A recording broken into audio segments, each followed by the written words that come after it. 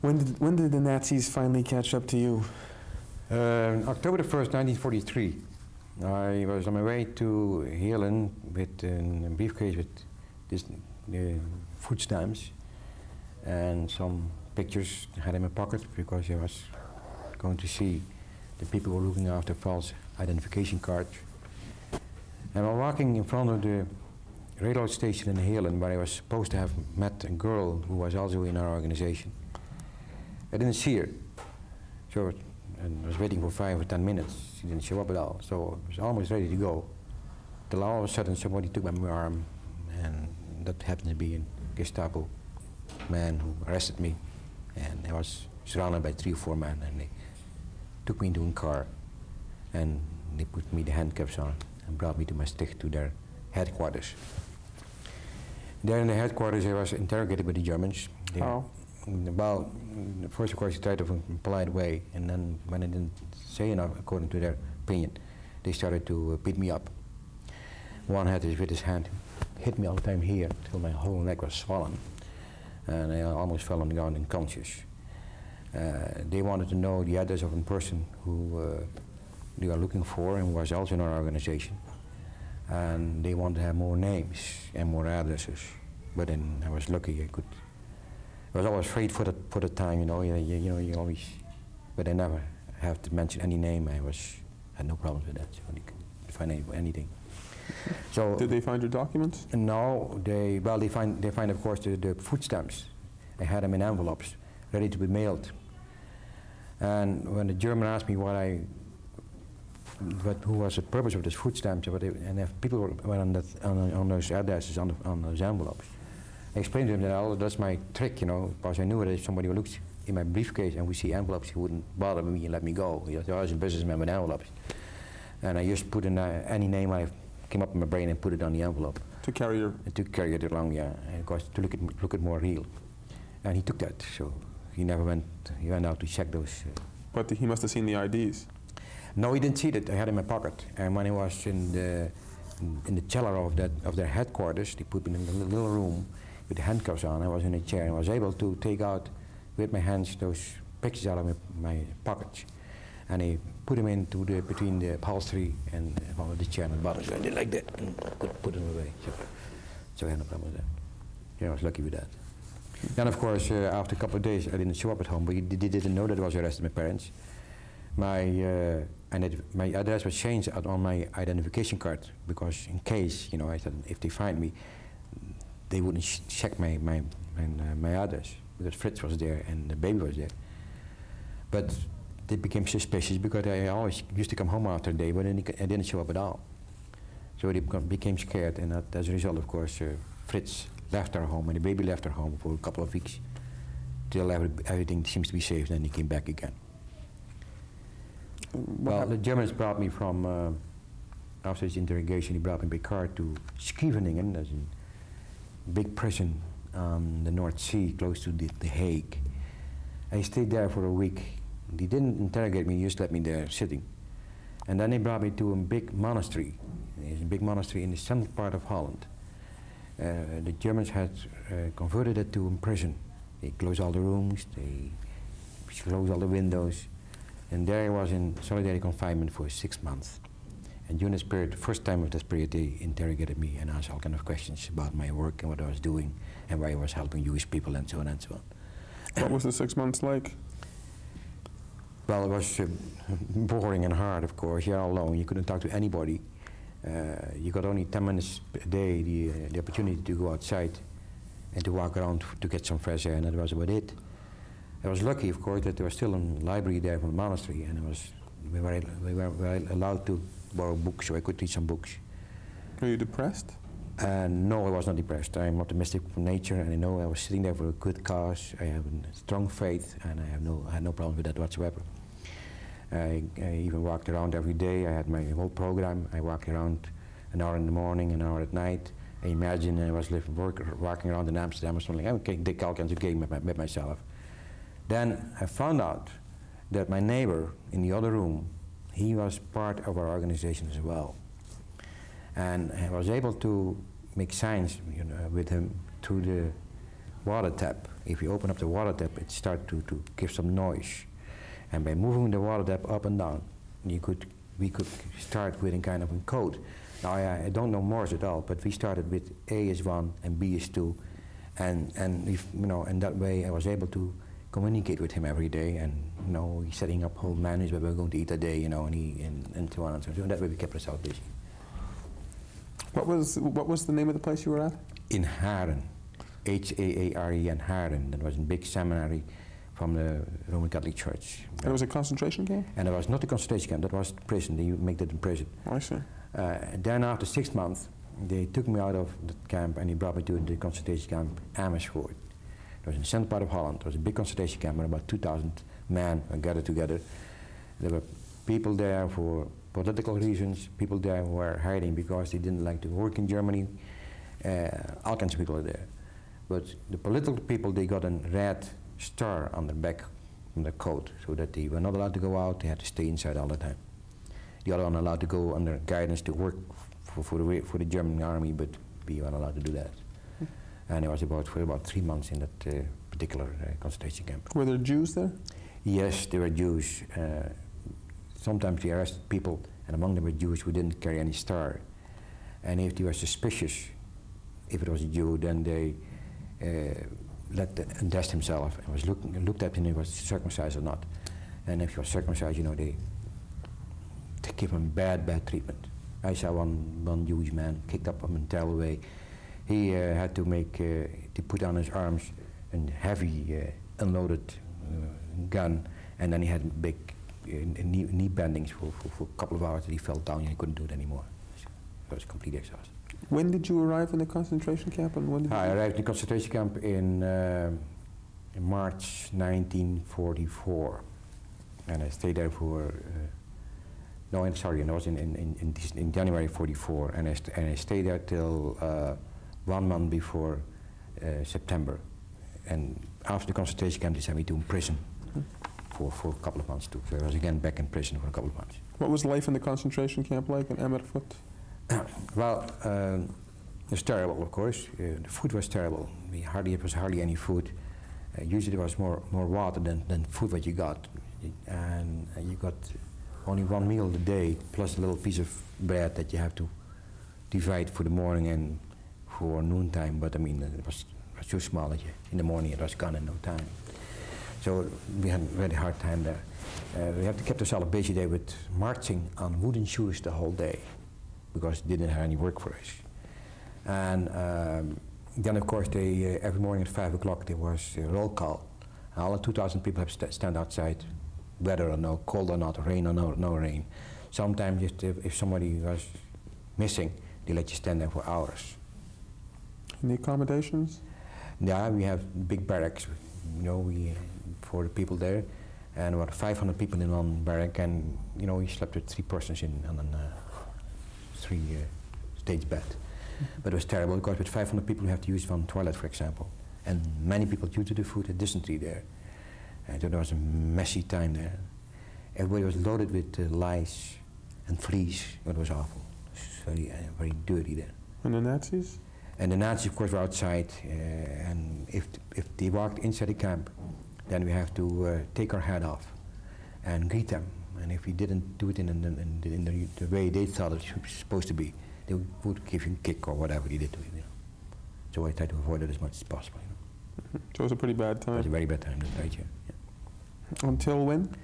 I stayed until the beginning of 1944. Till when? The beginning of 1944, it was, let's see, it was about July, August. Then they took me out of concentration camp and brought me to a prison in Utrecht. In the prison in Utrecht, I was until September '44, till when the Allied came to the southern part of Holland. Where were you in the? I was still in Utrecht, of course, and the Germans suspected that the American soldiers would come to Utrecht. So everybody was in prison, let them go. And I was one of them. But I mean, they stopped before the great big rivers there, so I wasn't able to go home anymore. So I stayed in Utrecht, and I had some relatives living there, so I stayed at that place. What did you do in Utrecht? Well, the first couple of weeks, of course, you walked around, but when I saw that it was was going to take a long time, I found again contact with my one of my friends in Amsterdam who was involved in that illegal magazine. And I said, well, if you have some work for me to do, I'm willing to do that. So he said, okay, we need just somebody looking after that magazine in Utrecht, so you can take it on yourself. So that's what I did, till February 1945. And then I was arrested. Some of the Germans caught me with a big bag with illegal magazines, and they arrested me, and I went back to the concentration camp. Until May 1945, till there was total liberation of Holland. And what was liberation like? Oh, I came back to Maastricht, of course. Somebody picked me up from the army with a car from the concentration camp. They brought me to Maastricht. And the first thing was I saw my Jewish friend. They came out to our place. They were screaming from gladness that they saw me. And they hugged me. Oh, it was a fantastic time. And I was screaming too, because I saw that as a result of my work, that was the decoration I got. Living people walking the streets of Maastricht without star, talking free and acting free. That was one of the most marvelous times of my life. How did you feel just walking around Maastricht, seeing these people? Oh, it was unbelievable. I was crying on the street. It was unbelievably sudden. That all of a sudden you meet one of your friends you saw him for 2 or 3 years, hiding in a room, and they, lo and behold, walking the street without anything, without any problems. So we had a very good relationship with those people. They set up a kind of a committee, and they had one evening in the synagogue in Maastricht, and to celebrate my liberation, and they had made a beautiful painting and a plaque that I handed over to me with all the names on the plaque from the people I helped during the wartime. And they gave it to you? And they gave me there, yeah. It was quite an event that night. They picked me up in a taxi, and they had a very good gathering there. The press was there, and so on. Did any of the people you would help not make it through the war? The majority made it, but the only story I remember is when a little boy was about 4 years old, who was brought to a place in Heerlen, was found by the Germans. The little boy was taken away by German soldiers. They think about a boy 4 years old, and was put in a cell in the city hall in that particular village. And they later brought him to Westerbork, and from there he went up to a German camp, and that was the end. Never heard anything about him anymore. 4. Yeah. But everybody else? Everybody else survived the war, yeah. Do you know what happened to most of them? Yes, the majority went to Israel. They immigrated to Israel, and they're living there happily, having a good time there. And they enjoy their life, and I always kept close contact with them from the day they moved to Israel up till now. And others went where? Some moved to the United States. One family moved to Argentina. One family is living in Canada, but the majority, a few still living in Ottawa, and living in Holland, but the majority is in Israel.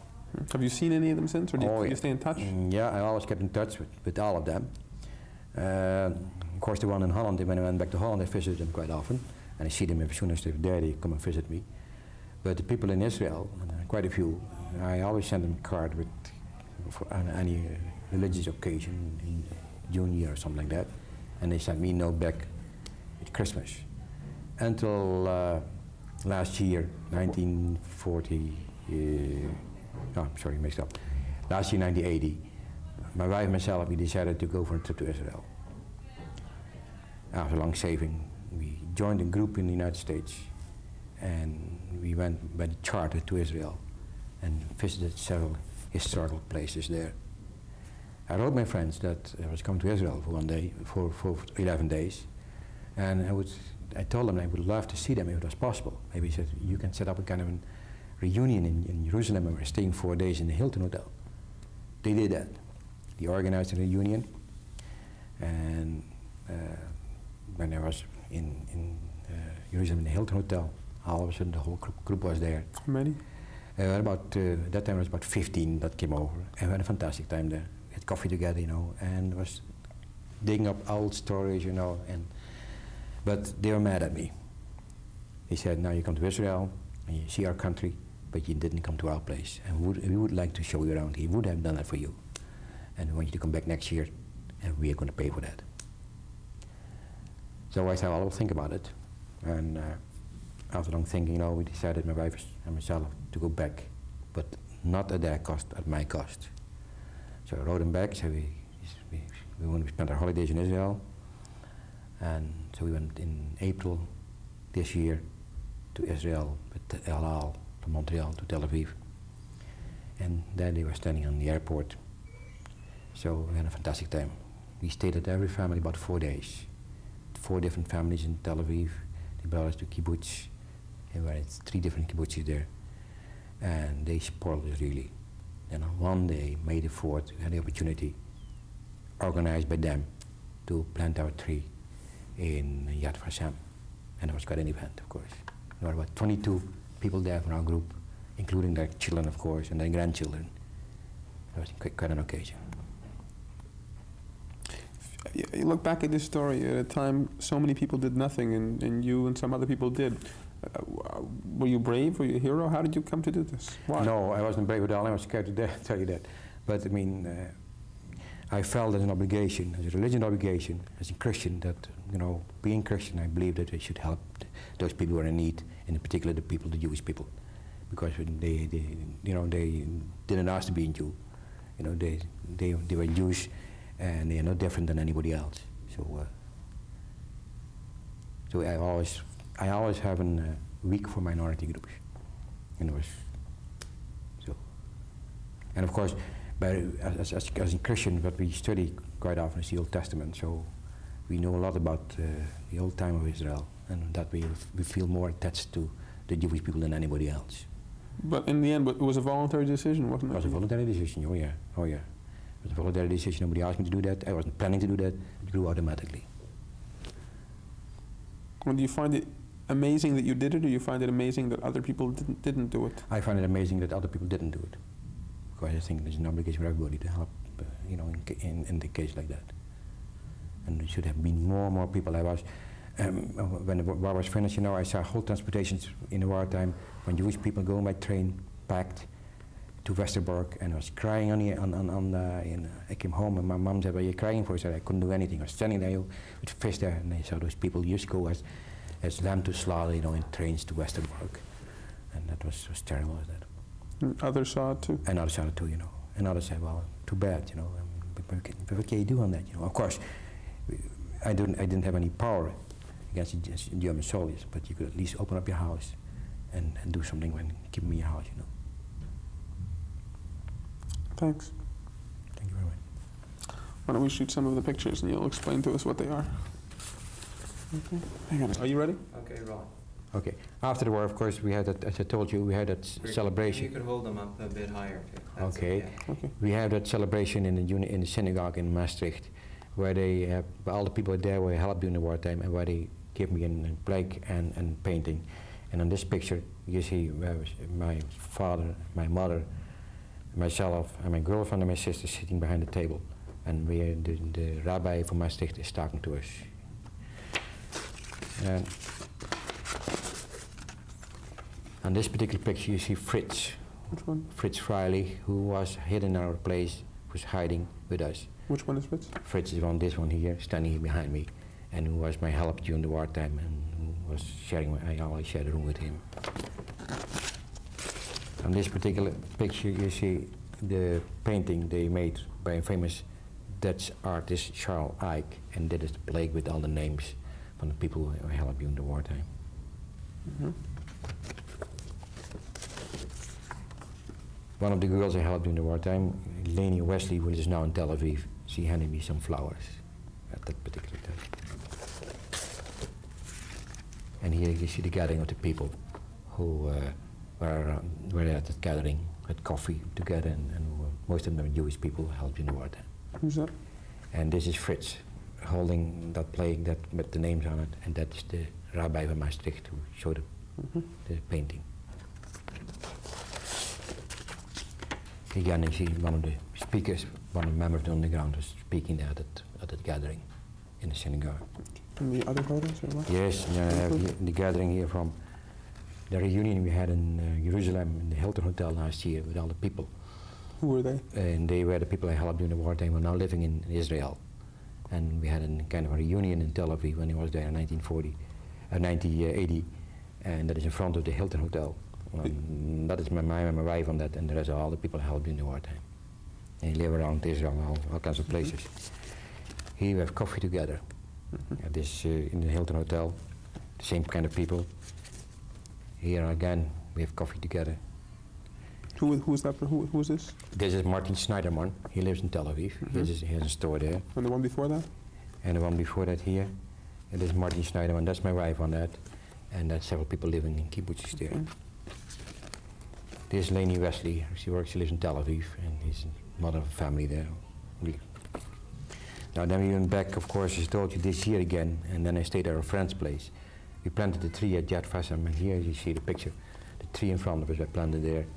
And that's myself, and that's my wife, and that's all the friends I held during the wartime, all of them. They all from Holland.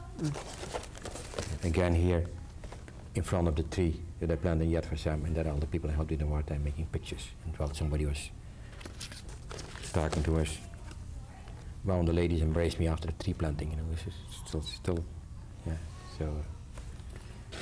And then here you see the tree planting in Yad Vashem.